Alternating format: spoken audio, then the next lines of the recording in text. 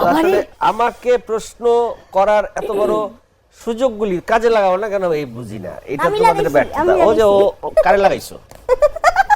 কি কও আমি বুঝি না। কোথায় লাগাইলা কাজ? কোথায় কাজে লাগাইছো? প্রশ্নই তো কাজে লাগাইতে পারলাম না। এনিওয়েজ, দিঘির ফোনটা একটু নিয়ে আসো তো। নিজের কেউ একজন? নিজের ভাষাতে দিঘির ফোনটা একটু দিয়ে দাও।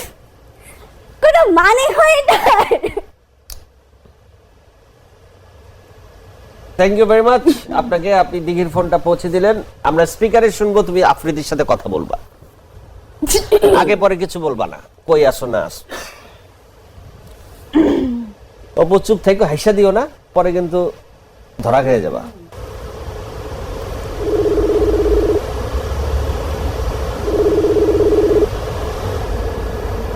এক অনুষ্ঠানে দিঘির কাছে জানতে চাওয়া হয়, তহিদ আফ্রিদির সাথে তোমার কি সম্পর্ক? জবাবে দিঘি বলে, আফ্রিদি আমার খুব ভালো বন্ধু, এর বেশি কিছু নয়। এই অনুষ্ঠানে দিঘির সাথে ছিলেন অপু বিশ্বাসও। তহিদ আফ্রিদির সাথে কি সম্পর্ক? ওয়েট করছিলাম আমি যে ও বলে না কেন এটা এখনো। দেখছো, মানে অস্থির হয়ে গেছে কখন আফ্রিদির নাম বলবো।